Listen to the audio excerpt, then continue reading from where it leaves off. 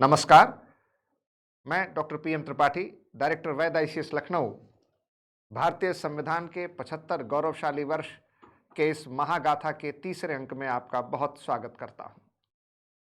जैसा कि अभी तक हम लोगों ने अपने पहले और दूसरे अंक में ये देखा कि जब 26 जनवरी 1950 को भारत में संविधान लागू हुआ, तो उस समय देश के क्या हालात थे,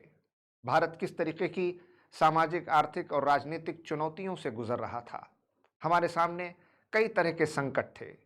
देश में बहुत सारी दिक्कतें, दुश्वारियां, समस्याएं और चारों तरफ भारत और पाकिस्तान में बंटवारे के कारण जिस तरीके का देश का मानस था, माहौल था, वो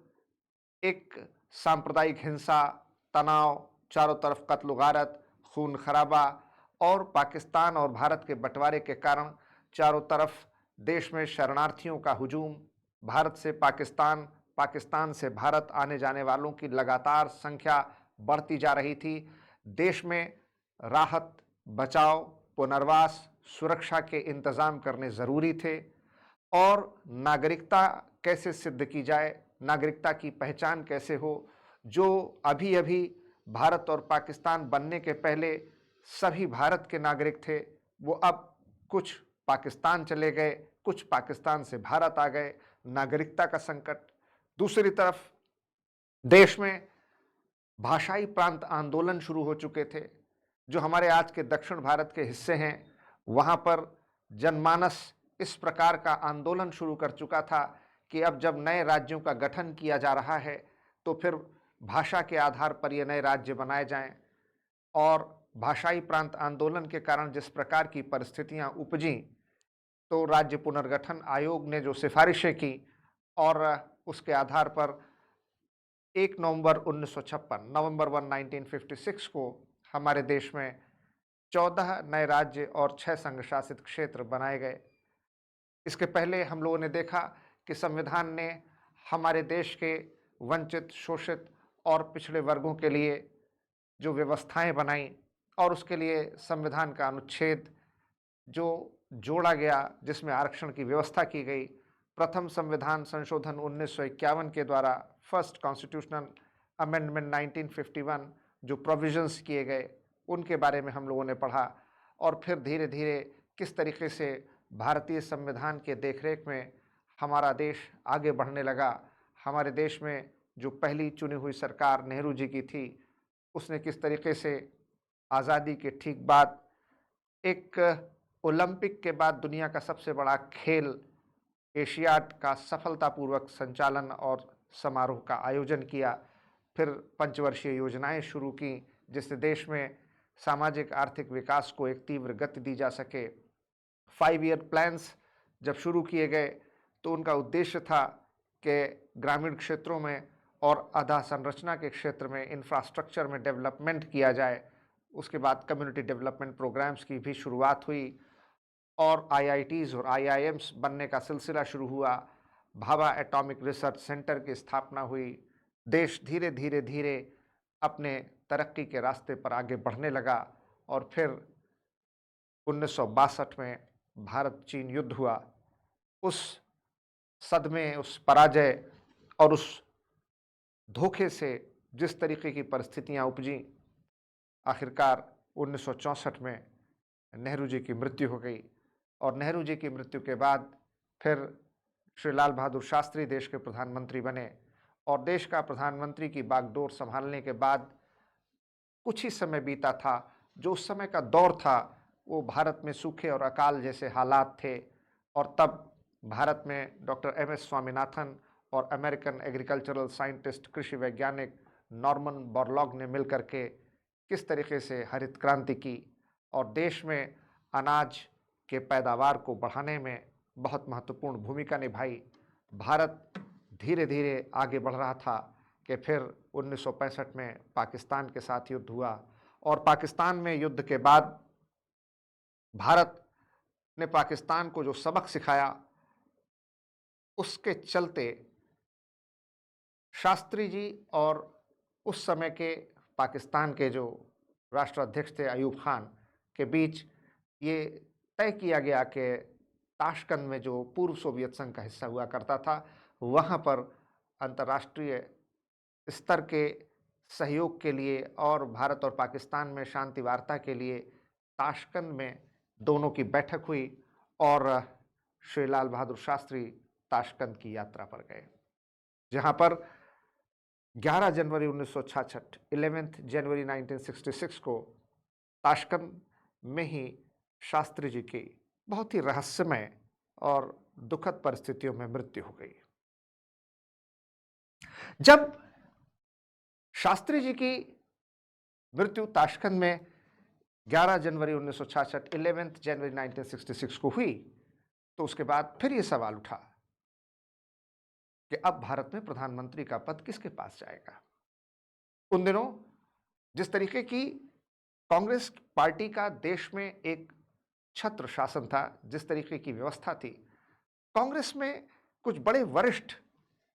कांग्रेस के नेता थे जिनके समूह को सिंडिकेट कहा जाता था। कामराज, एम निजलिंगप्पा, मोरारजी देसाई, ऐसे कुछ बड़े नाम उस सिंडिकेट में थे। और सिंडिकेट चाहता था कि शास्त्री जी की मृत्यु के बाद देश में प्रधानमंत्री के तौर पर इंदिरा गांधी उस जगह पर आए। हालांकि मोरारजी देसाई इसके लिए तैयार नहीं थे और मोरारजी देसाई स्वयं प्रधानमंत्री बनना चाहते थे, लेकिन सिंडिकेट, जो कि उस समय कांग्रेस के वरिष्ठतम नेताओं का एक छोटा सा लेकिन बड़ा ही शक्तिशाली, बड़ा ही प्रभावशाली समूह था, उसने इंदिरा गांधी के नाम को आगे बढ़ाया, क्योंकि वो ये जानते समझते थे या उनको ये गलतफहमी थी कि इंदिरा गांधी, जिनके पास नेहरू की विरासत है, जो नेहरू की पुत्री हैं और जो प्रियदर्शनी इंदिरा गांधी के नाम से जानी जाती हैं, और इंदू बिटिया को कह करके जो ये नेहरू जी के समकक्ष के पुराने वरिष्ठ कांग्रेसी नेता थे उनको बुलाते थे, उनको लगा कि शायद इंदिरा गांधी उनके एहसानों तले या उनके उस उपकार को हमेशा जीवन भर मानेंगी। तो सिंडिकेट का नियंत्रण पार्टी के ऊपर भी, कांग्रेस के ऊपर भी रहेगा, और अगर उनके मुताबिक उनके पसंद का कोई व्यक्ति प्रधानमंत्री बनता है, जैसा कि श्रीमती इंदिरा गांधी के बारे में उन्होंने सोचा था, तो वो हमेशा आजीवन सिंडिकेट को अपने उपकार के लिए वो जैसा चाहेंगे इंदिरा गांधी करती रहेंगी। और इस तरीके से इंदिरा गांधी के प्रधानमंत्री बनने का रास्ता साफ हुआ। लेकिन ये इतना आसान नहीं था, क्योंकि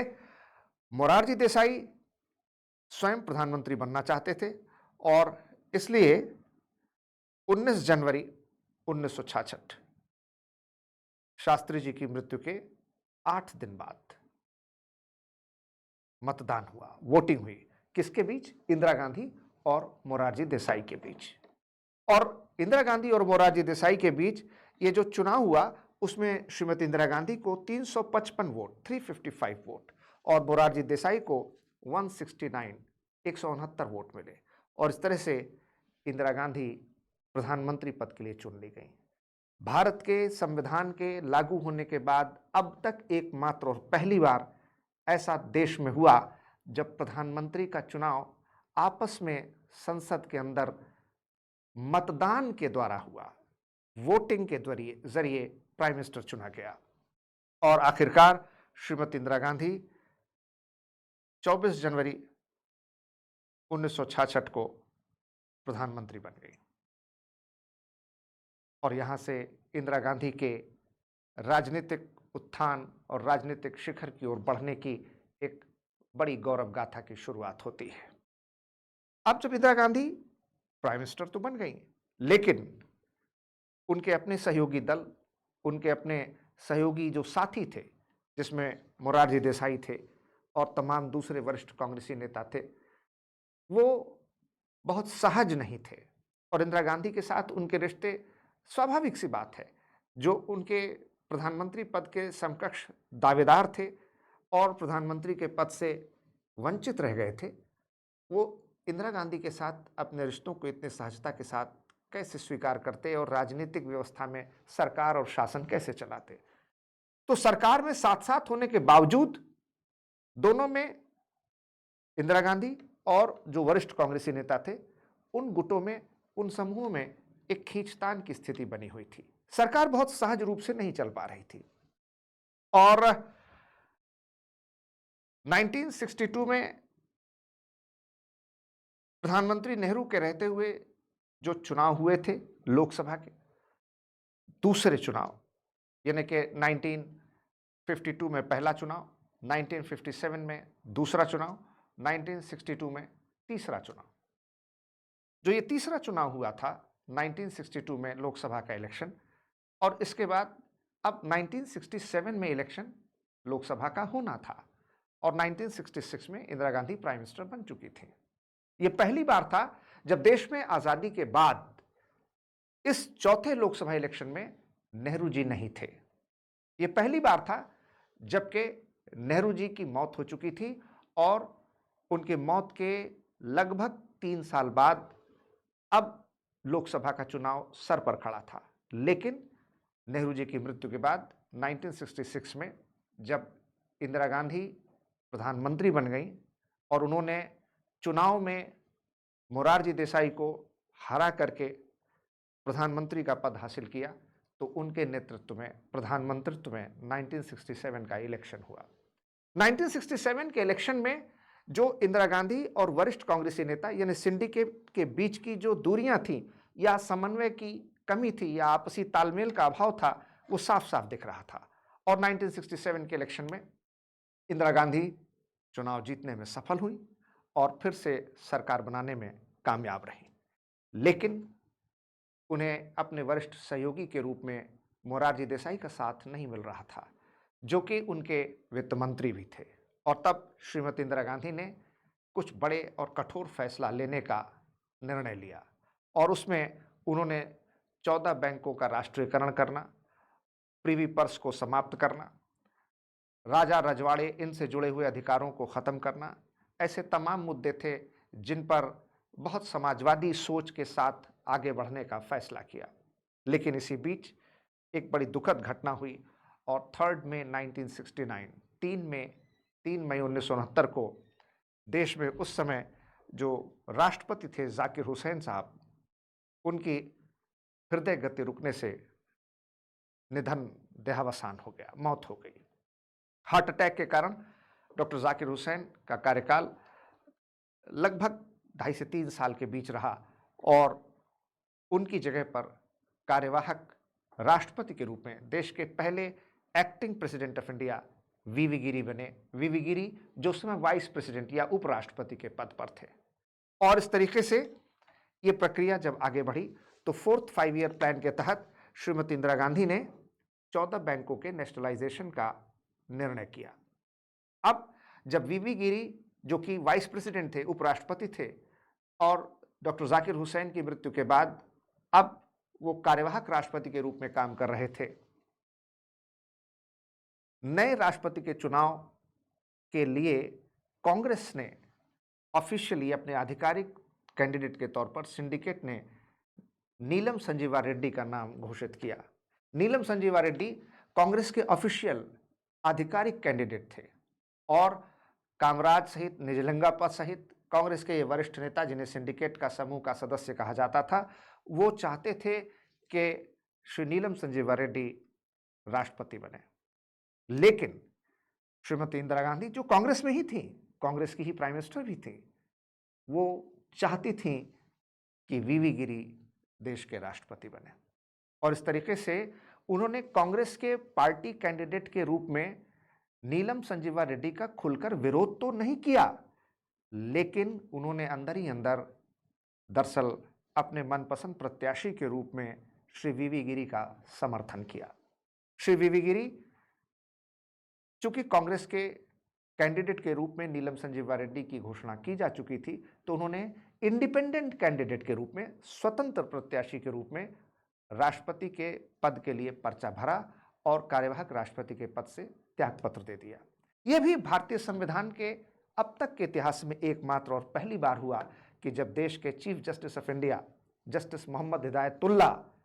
देश के एक्टिंग प्रेसिडेंट बने। क्योंकि जैसा कि आप जानते हैं कि भारतीय संविधान में यह व्यवस्था है कि अगर किन्हीं वजहों से राष्ट्रपति का पद रिक्त हो जाता है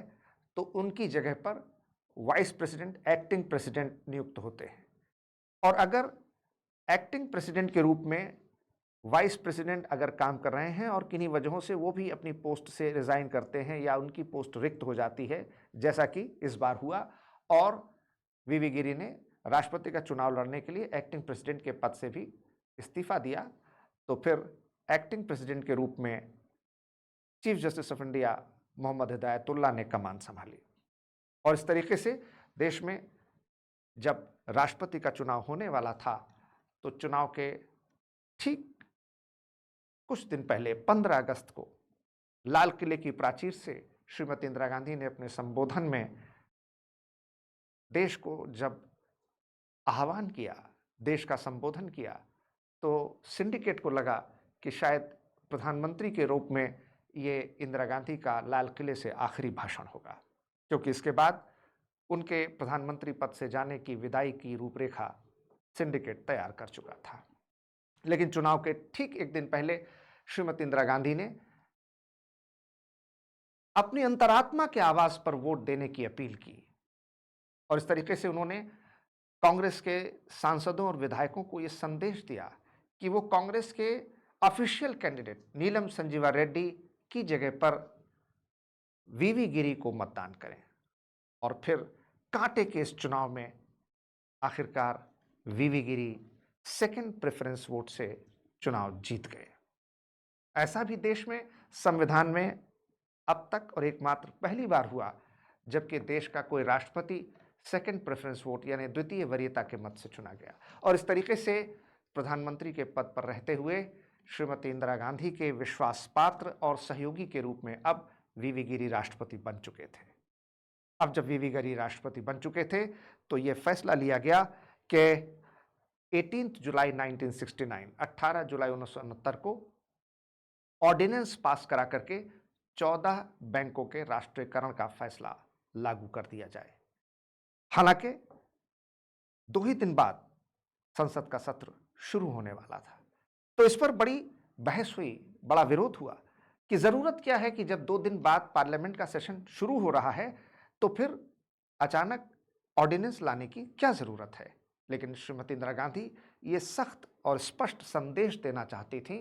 कि अब सरकार पर उनका न सिर्फ नियंत्रण है बल्कि वो कुछ बड़े लोकप्रिय समाजवादी नीतियों के आधार पर अर्थव्यवस्था को चलाने वाली सोच लागू करके रहेंगी। और इस तरीके से उन्होंने प्रिवी पर्स को खत्म करने, राजा रजवाड़े राज प्रमुखों से जुड़े रियासतों के अधिकारों को खत्म करने और कई सारे प्रोग्राम जो कि गरीबी हटाओ का नारा के साथ लागू करना था, 20 सूत्री कार्यक्रम 20 पॉइंट प्रोग्राम, उन्होंने इसकी घोषणा की। गरीबी हटाओ नारा एक आर्थिक नारा था लेकिन इसके राजनीतिक निहितार्थ थे। गरीबी हटाओ was an economic slogan but it had political implications। और फिर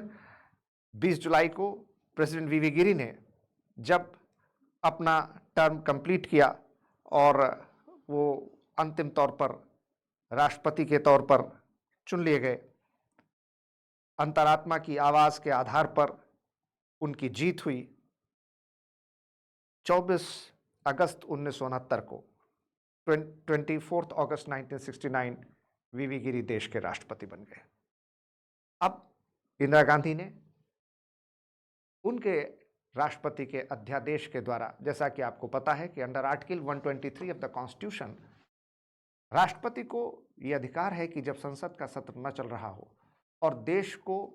किसी बड़े महत्वपूर्ण विषय पर कानून की आवश्यकता पड़ जाए तो केंद्रीय मंत्रिमंडल के अनुशंसा पर on the recommendation of the union cabinet वो एक ऐसा कानून लागू करते हैं जो बिना संसदीय और विधायी प्रक्रिया के कार्यपालिका के कहने पर लागू कर दिया जाता है। और यह कानून तब तक लागू रहता है जब तक के संसद में विधि बना करके उसे अधिनियम का रूप नहीं दिया जाता। ऐसे ही कानून को जो संसदीय प्रक्रिया के बिना विधायी प्रक्रिया के गुजरे लागू हो जाता है कार्यपालिका के कहने पर, प्रधानमंत्री और उनके मंत्रिमंडल की अनुशंसा पर, उसे ऑर्डिनेंस या अध्यादेश कहते हैं, जिसका प्रावधान कॉन्स्टिट्यूशन में, संविधान में अनुच्छेद 123 में है। और इस तरीके से 14 बैंकों के नेशनलाइजेशन का रास्ता अध्यादेश के जरिए साफ हुआ। हालांकि सरकार के इस अध्यादेश को सुप्रीम कोर्ट में चुनौती दी गई और चुनौती देने वाले थे रुस्तम जी कूपर। जी हाँ, ये रुस्तम कासावीर कूपर के नाम से बहुत ही मशहूर केस है, जिन्होंने बैंकों के राष्ट्रीयकरण को सुप्रीम कोर्ट में चुनौती दी और सुप्रीम कोर्ट ने बहुत ही स्पष्टता के साथ जो अध्यादेश के जरिए बैंकों का राष्ट्रीयकरण करने का फैसला लागू किया गया था उसको खारिज कर दिया और बैंकों के राष्ट्रीयकरण को रोक दिया। इंदिरा गांधी को सुप्रीम कोर्ट के इस फैसले से चोट पहुंची। वो जानती थी कि सुप्रीम कोर्ट का यह फैसला अध्यादेश को रोकने का और बैंकों के राष्ट्रीयकरण को खारिज करने का उनके सामाजिक आर्थिक जो उनकी नीतियां थीं, जो उनकी सोच थी, उसको एक धक्का लगा। और इस बीच उन्होंने अपने वित्त मंत्री पद पर रहते हुए मोरारजी देसाई को हटा दिया था, जिनका सहयोग उनको नहीं मिल रहा था। और मोरारजी देसाई और कांग्रेस के तमाम बड़े दिग्गज नेता बैंकों के राष्ट्रीयकरण के खिलाफ थे। और इस तरीके से कांग्रेस में जो हालात पैदा हुए और कांग्रेस ने जिस तरीके से अपने घोषित प्रत्याशी राष्ट्रपति के रूप में नीलम संजीवा रेड्डी को बनाया था और जिस तरीके से श्रीमती इंदिरा गांधी ने नीलम संजीवा रेड्डी कांग्रेस के घोषित राष्ट्रपति प्रत्याशी के रूप में रहने के बावजूद उन्होंने वीवी गिरी को समर्थन दिया और वीवी गिरी आखिरकार अंततः राष्ट्रपति बन गए। कांग्रेस ने इसे अनुशासनहीनता माना, कांग्रेस को यह बहुत नागवार गुजरा और कांग्रेस ने अपने ही देश की प्रधानमंत्री के पद पर काम करते हुए श्रीमती इंदिरा गांधी को कांग्रेस के ही सदस्यता से निष्कासित कर दिया और कांग्रेस से बाहर निकाल दिया। यह अपने आप में एक बड़ी अजीब सी बात थी कि कांग्रेस का प्रधानमंत्री कांग्रेस पार्टी के ही मेंबरशिप से बाहर कर दिया गया और यही वो वक्त था जब कांग्रेस में सीधे सीधे वर्टिकल स्प्लिट हुई। इस वर्टिकल स्प्लिट के कारण कांग्रेस दो बड़े हिस्सों में साफ साफ बट गई। जो कांग्रेस का एक हिस्सा इंदिरा गांधी के साथ आया और दूसरा जो कांग्रेस ओ कहलाया। इस तरीके से कांग्रेस में विभाजन हो गया और तब इंदिरा गांधी को लगा कि अब समय आ गया है कि उन्हें कांग्रेस और सरकार यानी पार्टी और गवर्नमेंट दोनों पर अपनी पकड़ मजबूत करनी चाहिए। तो 1967 के बाद जो लोकसभा के इलेक्शंस 1972 में होने वाले थे वो उन्होंने पहले ही करा दिए और लोकसभा भंग करने का फैसला किया। और लोकसभा को भंग करने के इस फैसले के बाद जब 1971 में इलेक्शंस हुए तो इंदिरा गांधी भारी बहुमत से चुनाव में जीत कर आई। उनको अपने ही दम पर मेजॉरिटी मिल गई और वो सिंडिकेट और वो वरिष्ठ नेता जो इंदिरा गांधी के नीतियों में, शासन में, प्रशासन में, उनके कामकाज में दखलंदाजी करते थे, जो उनके कामकाज को आसानी से करने नहीं देते थे, जो उनको सुविधा या सहयोग प्रदान करने की जगह अड़चनें और तरह तरह की बाधाएं पैदा करते थे, उनको इंदिरा गांधी ने इस चुनाव में एकदम सही तरीके से किनारे लगा दिया। इंदिरा गांधी जब अपने 1971 के चुनाव की रैलियों में भाषण देने जाती थीं, जनसभा पर मंच में बोलती थीं, तो वो कहती थीं कि साथियों, मेरे देशवासियों, ये हमारे जो नेता हैं वो कहते हैं इंदिरा हटाओ देश बचाओ, मैं कहती हूं गरीबी हटाओ देश बचाओ। बताओ इस देश से किसको हटना चाहिए? क्या इंदिरा गांधी को हटना चाहिए कि गरीबी को हटना चाहिए? और तब जनता दोनों हाथों से करतल ध्वनि से शोर करती थी, तुमुल नाद तुमुल ध्वनि से कहती थी कि नहीं, गरीबी को हटना चाहिए, इंदिरा गांधी को नहीं। और इसलिए मैंने कहा था गरीबी हटाओ का नारा मात्र आर्थिक नारा नहीं था, इसके राजनीतिक निहितार्थ थे। सो गरीबी हटाओ was not just an economic slogan, it had political implications। और जब 1971 में इंदिरा गांधी की सरकार बन गई और वो विधिवत अपने पूर्ण बहुमत के साथ अपने सहयोगी और विरोधी दोनों को मात करने के साथ साथ पूरी मजबूती के साथ सत्ता में आ गई, तो फिर उन्होंने ताबड़तोड़ कई सारे फैसले किए और फिर 25th कॉन्स्टिट्यूशनल अमेंडमेंट एक्ट 1971 25वां संविधान संशोधन 1971 के द्वारा उन्होंने अब तक जो फैसले किए गए थे उसको फिर से लागू कर दिया और बैंकों का राष्ट्रीयकरण कर दिया। और फिर 26th अमेंडमेंट 1971 26वें संविधान संशोधन से उन्होंने प्रीवी पर्स को भी खत्म कर दिया और राजे रजवाड़े रियासतों, राज प्रमुखों को मिलने वाली जो सुविधाएं और अधिकार थे उनको भी खत्म कर दिया। इस तरीके से लगातार उनकी सरकार ने कई सारे संशोधन पारित किए और इन संशोधनों से इंदिरा गांधी सरकार में, देश में, पार्टी में, कांग्रेस में एक बहुत मजबूत, कद्दावर और ऊंचे इरादों वाली लौह महिला के रूप में उभरी, जिनके बारे में कहा जाता था she is an iron lady. वह एक लौह महिला है। And she made India a can do country. उन्होंने भारत को एक सक्षम राष्ट्र बनाने के लिए बहुत काम किया। इस तरीके से अब इंदिरा गांधी की लोकप्रियता धीरे धीरे अपने चरम पर थी। यही वो दौर था जब पूर्वी पाकिस्तान, जो आज का बांग्लादेश है, भारत के साथ जिसकी सटी हुई सीमाएं हमारे नॉर्थ ईस्ट और हमारे पश्चिम बंगाल के साथ मिलती हैं, वहाँ पर जिस तरीके के हालात थे, वेस्ट पाकिस्तान जो आज का पाकिस्तान है, इसने वहाँ पर जिस तरीके के जुल्म और सितम ढाए, वहाँ की सेना ने जिस तरीके से बंगालियों का कत्लेआम किया, बंगाली लोगों को जिस तरीके से उनकी भाषा को लेकर अपमानित किया गया, जिस तरह से उनकी संस्कृति को दलित, धूमित, धूसरित, पददलित किया गया और पूर्वी पाकिस्तान में जिस तरीके के हालात हुए, वहाँ पर लोगों को चुन चुन कर मारा गया, वहाँ की औरतों, महिलाओं के साथ बलात्कार हुए और लाखों लाखों बंगाली मुसलमानों को पाकिस्तान की फौज ने कत्लेआम करते हुए मौत के घाट सुला दिया। यह दुनिया में अपने आप में एक तरह का पहला, अनोखा और शायद अब तक का एकमात्र मामला है जब अपने ही देश की फौज अपने ही देश के लोगों को मार रही थी। और फिर 1971 में जो इलेक्शंस हुए, जो पाकिस्तान की नेशनल असेंबली है, जैसे कि हमारे यहाँ पार्लियामेंट है, उसमें पूर्वी पाकिस्तान की अवामी लीग को बहुमत मिला और उस बहुमत के आधार पर पूर्वी पाकिस्तान के अवामी लीग के पार्टी प्रमुख शेख मुजीबुर रहमान ने प्रधानमंत्री बनने और सरकार बनाने का दावा पेश किया। लेकिन वेस्ट पाकिस्तान, जो उस समय जुल्फिकार अली भुट्टो के शासन के अधीन था, पाकिस्तान की जो पीपुल्स पार्टी है, पाकिस्तान पीपुल्स पार्टी, उसने और वेस्ट पाकिस्तान ने अवामी लीग के जीत लेने के बावजूद, बहुमत प्राप्त करने के बावजूद उन्हें सरकार बनाने की इजाज़त नहीं दी और शेख मुजीबुर रहमान को गिरफ्तार कर लिया गया। इस तरीके से वहाँ पर मुक्ति वाहिनी आंदोलन शुरू हुआ और जब मुक्ति वाहिनी आंदोलन शुरू हुआ और शेख मुजीबुर रहमान को गिरफ्तार कर लिया गया और उसके बाद पाकिस्तान के द्वारा वहाँ की फौज ने जिस तरीके से पूर्वी पाकिस्तान में भारी नरसंहार, कत्ल-गारत, खून खराबा, जिनोसाइड किया, हजारों हजारों लाखों बांग्लादेशी भागकर भारत आने लगे। शरणार्थियों की समस्या लगातार बढ़ती चली जा रही थी। उनके भारत में रहने, खाने पीने, जलमल निष्कासन, दवा, इलाज, कंबल, भोजन, पानी, सारी व्यवस्था करना भारत सरकार के लिए संभव नहीं था। शरणार्थियों का ये संकट बढ़ता जा रहा था। इंदिरा गांधी ने अंतर्राष्ट्रीय बिरादरी से मदद की गुहार लगाई। उन्होंने अमेरिका, यूनाइटेड नेशंस, यूरोप के तमाम देशों से मदद मांगी, लेकिन कहीं से कोई मदद नहीं मिली और अब ये शरणार्थी संकट एक अंतर्राष्ट्रीय मानव त्रासदी में बदलता जा रहा था। और इस बीच मौका देखकर पाकिस्तान ने भारत के कुछ सैन्य हवाई अड्डों पर हमला कर दिया और फिर वो वक्त आ गया था जब श्रीमती इंदिरा गांधी की सरकार ने हमारे उस समय देश के जनरल मानेकशॉ को आदेश दिया और हमारी सेना ने, जिसमें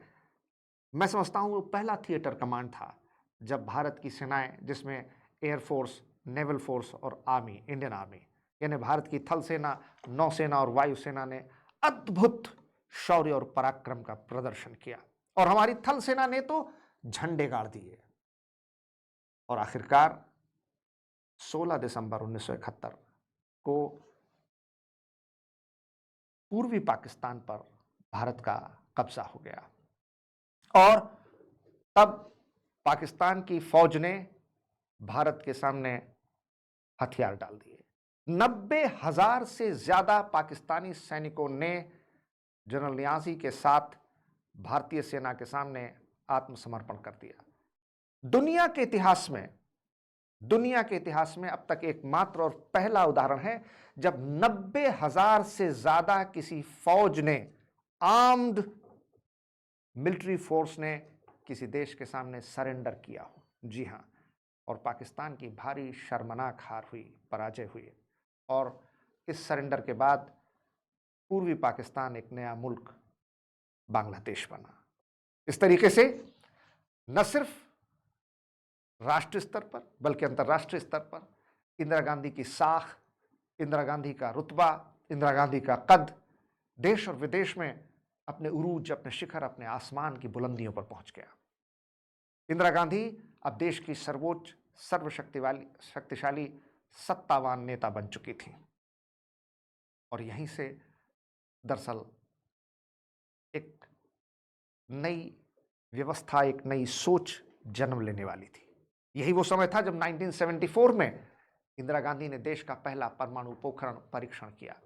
और इस तरीके से देश को उन चुनिंदा शक्तिशाली देशों के समूह में शामिल कर दिया जिसको न्यूक्लियर 5 क्लब कहते हैं। और उन्होंने भारत को अचानक से मोस्ट पावरफुल एलीट कंपनी में शामिल करा दिया, जो न्यूक्लियर पावर से लैस, परमाणु शक्ति से लैस देश थे। और इसलिए भारत को उन्होंने एक दुर्बल, कमजोर राष्ट्र से एक मजबूत, उभरती हुई महाशक्ति के रूप में स्थापित कर दिया।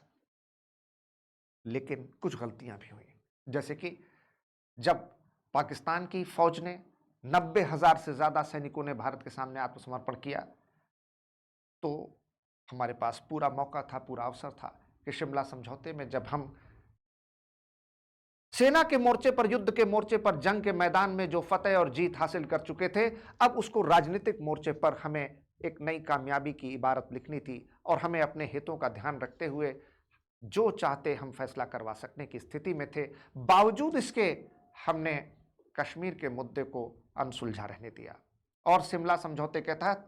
अगर हम चाहते तो उस समय जो पाकिस्तान ऑक्युपाइड कश्मीर था उसको ले सकते थे, लेकिन नहीं किया। हमने उनके 90,000 से ज्यादा पाकिस्तान के सैनिकों को छोड़ दिया, लेकिन पाकिस्तान की सेना के गिरफ्त में जो हमारे भारतीय सैनिक, जो हमारे फौजी थे, उनको हम वापस नहीं ले पाए। जो हमारा विवाद पाकिस्तान से तब से चला आ रहा था कश्मीर को लेकर के, वो आज तक जारी है, जिसको हम सुलझा सकते थे। लेकिन युद्ध के मोर्चे पर, जंग के मैदान में जो फतेह, जो विजय हमने हासिल की थी, उसे हम राजनीतिक संवाद के मेज पर हार गए। दूसरी बात कि जो हालात देश में बन रहे थे, और जिस तरीके से इंदिरा गांधी के पद पर रहते हुए अब सारी शक्ति, सत्ता उनके हाथ में आ चुकी थी, जिस तरीके से कांग्रेस शासित राज्यों में लगातार मुख्यमंत्री ताश के पत्तों की तरह फेंटे बनाए और बिठाए जाते थे, जिस तरीके से गैर कांग्रेसित शासित राज्यों में, जहां पर गैर कांग्रेसी दलों की सरकारें थी, उनको वहां पर राष्ट्रपति शासन लगा के बर्खास्त किया जाता था। देश में धीरे धीरे एक असंतोष पनपने लगा था, और यह संतोष अब एक नया रूप ले रहा था। इस बीच संजय गांधी एक समानांतर सत्ता के रूप में उभर चुके थे। संजय गांधी जो श्रीमती इंदिरा गांधी के पुत्र थे, लेकिन वो किसी पद पर नहीं थे, वो मंत्री नहीं थे, वो सांसद विधायक नहीं थे, फिर भी उन्होंने अपना एक पैरेलल गवर्नमेंट एडमिनिस्ट्रेशन एस्टेब्लिश कर लिया, और अपने दोस्तों, अपने सहयोगियों के साथ वो जिस तरीके से शासन प्रशासन के मामलों में दखलंदाजी करते थे, उसका भी विरोध होने लगा। 1973 से 75 के बीच यही वो समय था जब गुजरात में नवनिर्माण आंदोलन की शुरुआत हुई, और गुजरात में चिमन भाई पटेल उस समय चीफ मिनिस्टर थे, जो कांग्रेस के थे, और चिमन भाई पटेल के खिलाफ लगातार भ्रष्टाचार के बहुत सारे आरोप लगने लगे थे, और इंदिरा गांधी पर इस बात का दबाव था कि वो चिमन भाई पटेल को गुजरात के मुख्यमंत्री के पद से हटा दें। लेकिन इंदिरा गांधी ने उनको अनसुना कर दिया और चिमन भाई पटेल को अपने पद पर बने रहने दिया। तब धीरे धीरे कांग्रेस के सरकारों पर लगे भ्रष्टाचार के आरोप, राजनीतिक हस्तक्षेप और गैर कांग्रेसी दलों की सरकारों को राष्ट्रपति शासन लगाकर बर्खास्त करने की जो स्थिति बनी, संजय गांधी के आचरण व्यवहार से जिस तरीके का लोगों में आक्रोश बढ़ा और सरकार की नीतियों के कारण धीरे धीरे जो जनसंतोष पैदा हुआ। गुजरात में छात्रों का एक आंदोलन शुरू हुआ जो कि मुख्यमंत्री चिमनभाई पटेल से मिलकर ज्ञापन देना चाहते थे, और जब वो मुख्यमंत्री से मिलने के लिए जा रहे थे तो गुजरात पुलिस ने उन्हें रोका और न रुकने पर गोली चला दी, जिसमें बहुत सारे छात्र मारे गए। जब इस छात्र हत्या की खबर भारत के दूसरे राज्यों में फैली तो तमाम राज्यों के छात्र संघ गुस्से और आक्रोश से भर उठे और छात्र सड़कों पर उतर आए। इस तरीके से देश में अब नया रुख, नया आंदोलन, नया गुस्सा, नया आक्रोश देखने को मिल रहा था। ये वो दौर था जब इंदिरा गांधी एक तरफ अपनी लोकप्रियता और अपने शक्ति, अपने उभार के चरमोत्कर्ष की ओर जा पहुंची थी, और दूसरी तरफ उनके अंदर जो अधिनायकवाद, तानाशाही का धीरे धीरे एक निरंकुश तत्व पैदा हो रहा था और जिसको संजय गांधी धीरे धीरे आगे बढ़ा रहे थे। और जिस तरीके से शासन प्रणाली में इंदिरा गांधी ने सारी शक्तियों को अपने हाथों में लेना शुरू कर दिया था, जिस तरीके से उन्होंने कई सारे 3 सुप्रीम कोर्ट के जजेस को सुपरसीड करके अपने पसंदीदा एएन रे को चीफ जस्टिस ऑफ इंडिया बनाया, और जब धीरे धीरे छात्र संघ, जनता, व्यापारी, कारोबारी और गैर कांग्रेसी दलों के बड़े नेता विपक्ष सरकार के विरोध में सामने आने लगे, धीरे धीरे इंदिरा गांधी की सरकार के विरोध में एक नया आक्रोश पनपने लगा। यही वो समय था जब श्री जॉर्ज फर्नांडिस के नेतृत्व में दुनिया की सबसे बड़ी रेल हड़ताल का आयोजन हुआ। जॉर्ज फर्नांडिस जो अपने समय के एक बहुत बड़े लेबर ट्रेड यूनियन लीडर थे, जो बाद में श्री अटल बिहारी वाजपेयी की सरकार में रक्षा मंत्री, डिफेंस मिनिस्टर भी बने, जो कि 1977 में 1977 में जनता पार्टी की सरकार में उद्योग मंत्री भी बने। वही जॉर्ज फर्नांडिस जिनका कि एक बहुत ही लोकप्रिय, बड़ा ही वायरल, बड़ा ही मशहूर छायाचित्र है अपने जमाने का, ब्लैक एंड व्हाइट पिक्चर, जिसमें वो ऊपर से नीचे तक लोहे की जंजीरों और बेड़ियों में जकड़े हुए हैं और एक तरीके से हाथ उठाकर वो आपातकाल का विरोध प्रदर्शन कर रहे हैं। वो उस परिस्थिति में उन्होंने जब रेलवे का चक्का जाम कराया, रेलवे की सबसे बड़ी हड़ताल कराई, तो उस समय ये एक नारा चलता था, पूरा राशन पूरा काम, नहीं तो होगा चक्का जाम। पूरा राशन पूरा काम, नहीं तो होगा चक्का जाम। जनता का दिल बोल रहा है, इंदिरा का सिंहासन डोल रहा है। जनता का दिल बोल रहा है, इंदिरा का सिंहासन डोल रहा है। और इस तरीके से महंगाई, भ्रष्टाचार, तेल की कीमतें को बढ़ना, छात्र आंदोलन, व्यापारी असंतोष, राजनीतिक विरोध प्रदर्शन, इन्हीं सब कारणों से लगातार देश में जो हालात पैदा होते जा रहे थे कि अचानक फिर 12 जून 1975, 12 जून 1975 को इलाहाबाद हाई कोर्ट में जस्टिस जगमोहन लाल सिन्हा ने एक फैसला सुनाया। जी हां, जस्टिस जगमोहन लाल सिन्हा, और यह फैसला था 1971 के उस इलेक्शन के बारे में जिसमें श्रीमती इंदिरा गांधी रायबरेली से लोकसभा का चुनाव जीती थी। और उन्होंने 1971 के जिस इलेक्शन में लोकसभा का चुनाव रायबरेली से जीता था और अपने निकटतम प्रत्याशी श्री राजनारायण को अपने लोकसभा के सीट से हराया था, उन्होंने इंदिरा गांधी के ऊपर चुनावी भ्रष्टाचार का आरोप लगाते हुए इलाहाबाद हाईकोर्ट में पिटीशन, एक याचिका दाखिल की थी, जिसमें उन्होंने यह आरोप लगाया था कि श्रीमती इंदिरा गांधी की जीत दरअसल चुनावी भ्रष्टाचार और अफसरों की मिलीभगत से की गई है। दरअसल अफसर और नौकरशाही के दखलंदाजी के कारण और चुनाव में भारी भ्रष्टाचार के कारण लोकसभा में वो सीट जीती है। और तब 12 जून 1975 को फैसला आया। जब वो फैसला आया तो जस्टिस जगमोहन लाल सिन्हा ने श्रीमती इंदिरा गांधी के चुनाव को रद्द कर दिया और उनको चुनाव के भ्रष्टाचार का दोषी पाया गया। यह भी देश में अब तक संविधान के तहत पहली और अब तक एकमात्र बार हुआ जब देश का मौजूदा प्रधानमंत्री, सिटिंग प्राइम मिनिस्टर,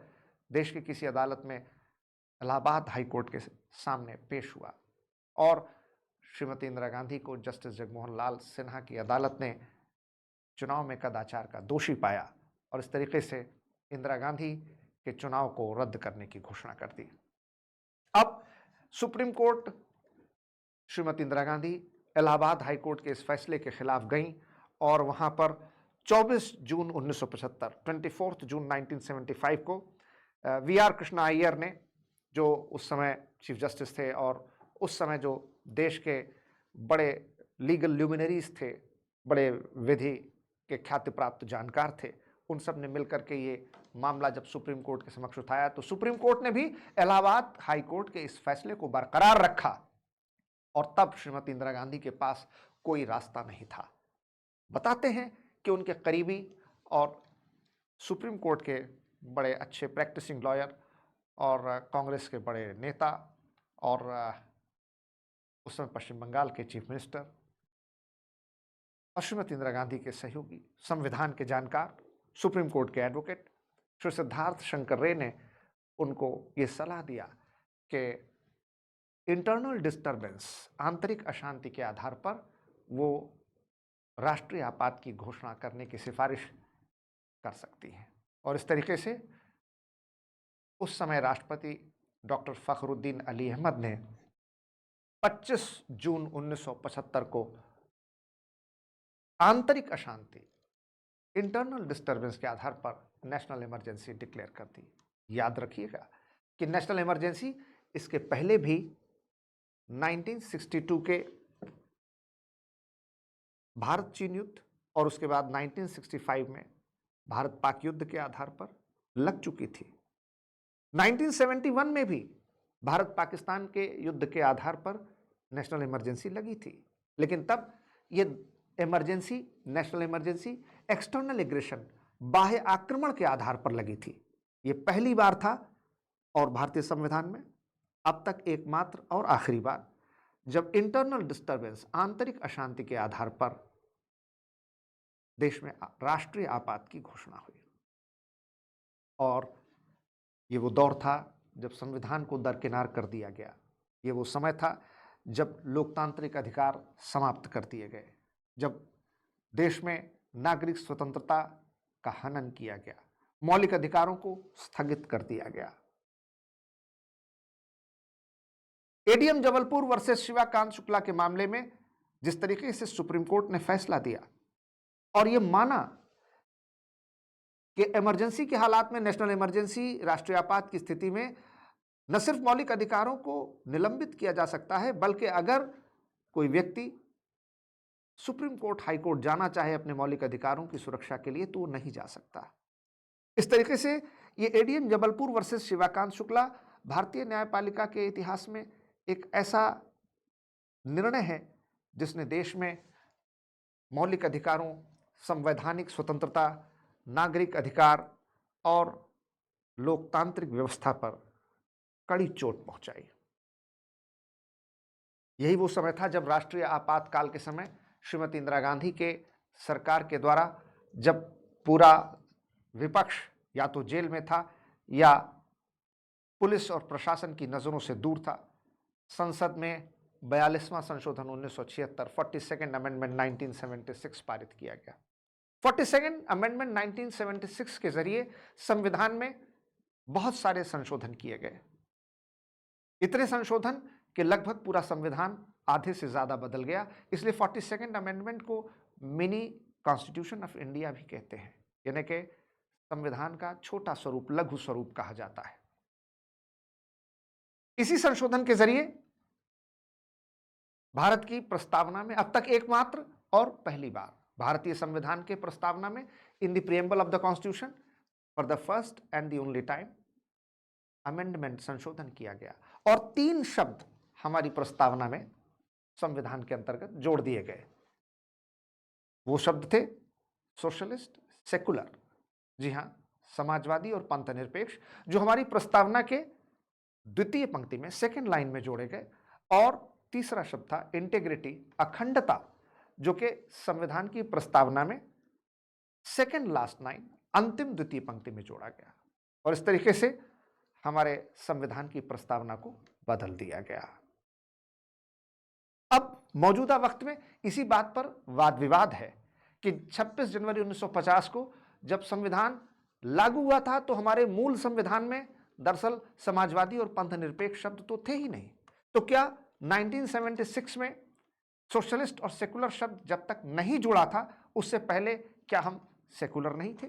1976 के बाद जब हमारे संविधान के प्रियम्बल में सेकुलर लिख दिया गया तो क्या हम वास्तव में और वाकई क्या ज्यादा सेकुलर हो गए या बिल्कुल नहीं हो पाए? अब यह बहस है मौजूदा वक्त में कि संविधान से हमें सेकुलर शब्द हटा देना चाहिए और 1991 के बाद जब देश में न्यू इंडस्ट्रियल और इकोनॉमिक पॉलिसी, नई आर्थिक और औद्योगिक नीति की घोषणा की जा चुकी है, जब देश में लिबरलाइजेशन, प्राइवेटाइजेशन, ग्लोबलाइजेशन, उदारीकरण, निजीकरण और वैश्वीकरण की प्रक्रिया को लगातार आगे बढ़ाया जा रहा है, जब देश में एक capitalist model of economy, free open economy यानी पूंजीवादी मुक्त अर्थव्यवस्था को अपनाया जा रहा है, तो सोशलिस्ट शब्द अब नाम मात्र का रह गया है, व्यवहार में तो है नहीं। क्या हम वाकई एक socialist government, socialist society, Samajwadi प्रकार की अर्थव्यवस्था या समाजवादी प्रकार की सरकार चला रहे हैं, या सिर्फ समाजवादी नाम मात्र का प्रतीकात्मक रह गया है, श्रृंगार और प्रसाधन की वस्तु है? It's only an ornamental and artificial concept which is no more practically applicable, जो व्यवहार में लागू नहीं है। और इस तरीके से श्रीमती इंदिरा गांधी के द्वारा देश में जो नेशनल इमरजेंसी लगाई गई, जिस तरीके से संविधान को दबाया गया, जिस तरीके से मौलिक अधिकारों को स्थगित किया गया, जिस तरीके से समूचे विपक्ष को जेल में डाल दिया गया, जिस तरीके से Misa, maintenance of internal security act, आंतरिक सुरक्षा अनुरक्षण अधिनियम के तहत विपक्षी दलों के नेताओं को गिरफ्तार किया गया, जिस तरीके से प्रेस की फ्रीडम, मीडिया की आजादी को रौंदा गया, कुचला गया। नई दिल्ली के बहादुर शाह जफर मार्ग पर स्थित तमाम जो प्रेस मीडिया के उस समय अखबारों के कार्यालय हुआ करते थे, जिसमें बड़ा मशहूर कार्यालय था अखबार का इंडियन एक्सप्रेस, जिसको एक्सप्रेस बिल्डिंग कहा जाता था, और वहां से जनसत्ता, रामनाथ गोयनका ग्रुप का ये बड़ा मशहूर अखबार था, आज भी है, और उस पर लगातार ताबड़तोड़ छापे मारे गए। वहां पर मीडिया हाउसेस की बिजली काट दी गई, पानी की सप्लाई रोक दी गई, प्रकाशन पर रोक लगा दी गई, प्री सेंसरशिप को लागू किया गया। मौजूदा उस दौर के निकलने वाले अखबारों को यह कहा गया कि क्या आप अखबार में खबर छापेंगे, क्या नहीं छापेंगे, पहले सरकार से, नौकरशाहों से इसकी इजाज़त लेनी पड़ेगी, उनको दिखाना पड़ेगा। और इस तरीके से मीडिया की आज़ादी का जो गला घोटा गया, सुप्रीम कोर्ट में जिस तरीके से जस्टिस ए एन रे को चीफ जस्टिस ऑफ इंडिया बनाया गया, ये तमाम घटनाएं जो मिल करके सामने आई और उसका नतीजा आपातकाल के रूप में आया, और आखिरकार 21 मार्च 1977, 21 मार्च 1977, लगभग 21 महीनों के बाद, after 21 months of emergency, Shrimati Indira Gandhi की सरकार ने आपातकाल को समाप्त करने की घोषणा की। जी हां, 1977 में जब 21 मार्च को लगभग 21 महीनों के बाद नेशनल इमरजेंसी को रिवोक करने, उसको समाप्त करने का आदेश पारित हुआ, तो दरअसल एक साथ दो इमरजेंसी हटाई गई। 1971 की वो इमरजेंसी जो कि भारत पाकिस्तान युद्ध के आधार पर नेशनल इमरजेंसी लगी थी, और 1975 की वो इमरजेंसी जो कि इंटरनल डिस्टर्बेंस के आधार पर, आंतरिक अशांति के आधार पर लगी थी। ये दोनों ही प्रकार की इमरजेंसी को एक ही एग्जीक्यूटिव ऑर्डर से समाप्त किया गया, और फिर श्रीमती इंदिरा गांधी ने इमरजेंसी तो समाप्त कर दी, लेकिन इमरजेंसी के दौरान जिस तरीके से उनकी सरकार और ख़ासतौर संजय गांधी ने जो काम किए, जिस तरीके से फैमिली प्लानिंग को ज़बरदस्त और जनता के अलोकप्रिय विरोध होने के बावजूद लागू किया गया, जिस तरीके से दिल्ली में तुर्कमान गेट पर पुलिस बल और प्रशासन के द्वारा झुग्गी झोपड़ी और बस्ती में रहने वाले लोगों पर बुलडोजर चलाए गए, उसका बड़ा आक्रोश, बहुत क्षोभ, जनता में एक ज़बरदस्त गुस्सा था। और इमरजेंसी के इन्हीं सब हालातों के कारण 1977 में जब देश में फिर से चुनाव हुए तो पहली बार देश में गैर कांग्रेसी दल जनता पार्टी और सहयोगी दलों ने मिलकर के सरकार बनाई। जी हाँ, 1947 से 1977, 1947 टू 1977, 30 साल तक देश में लगातार कांग्रेस का शासन रहा। 1977 में पहली बार देश में नॉन कांग्रेस गवर्नमेंट भारत सरकार के रूप में कायम हुई और जनता पार्टी की सरकार अपने सहयोगी दलों के साथ बनी, जिसमें श्री मोरारजी देसाई आखिरकार तीसरे प्रयास में प्रधानमंत्री बनने में सफल हो गए। पहला प्रयास उन्होंने किया था जब जवाहरलाल नेहरू की मौत के बाद यह सवाल उठा कि देश का प्रधानमंत्री कौन बनेगा, और तब श्री नेहरू की मृत्यु के बाद उन्होंने प्रधानमंत्री पद के लिए अपना दावा पेश किया था। लेकिन तब श्री गुलजारी लाल नंदा देश के प्रधानमंत्री बने और कार्यवाहक प्रधानमंत्री के रूप में काम करने के बाद उनकी जगह पर फिर लाल बहादुर शास्त्री प्रधानमंत्री बने। और जब लाल बहादुर शास्त्री की मृत्यु हुई तो फिर कार्यवाहक प्रधानमंत्री के रूप में एक बार फिर श्री गुलजारी लाल नंदा प्रधानमंत्री बने और फिर प्रधानमंत्री के रूप में श्रीमती इंदिरा गांधी की वापसी हुई। 1966 से 1977 लगभग 11 साल लगातार श्रीमती इंदिरा गांधी प्राइम मिनिस्टर रहीं और 1977 में जब लोकसभा के इलेक्शन हुए तो फिर तीसरी बार के प्रयास में श्री मोरारजी देसाई देश के प्रधानमंत्री बने। जनता पार्टी और सहयोगी दलों की सरकार बनी। क्या हुआ इसके बाद? जनता पार्टी की सरकार ने देश में जो उम्मीदें, जो विश्वास, जो हौसला, जो सपने दिखाए, वो उसको कहां तक बना सकने में कामयाब रहे, क्योंकि उसी आपातकाल की परिस्थिति में रामधारी सिंह दिनकर की वो महत्वपूर्ण ओजस्वी पंक्तियां पूरे देश में गूंज रही थी, जो कहती थी, सदियों की ठंडी बुझी राग सुख बुझा उठी, सदियों की ठंडी बुझी राग सुख बुझा उठी, मिट्टी सोने का ताज पहन इठलाती है, दो राह समय के रथ को घर घर नाथ सुनो, दो राह समय के रथ का घर घर नाथ सुनो, सिंहासन खाली करो कि जनता आती है, सिंहासन खाली करो कि जनता आती है। क्या हुआ जनता पार्टी की सरकार का, जो देश की पहली गैर कांग्रेसी सरकार थी? वो कहते हैं ना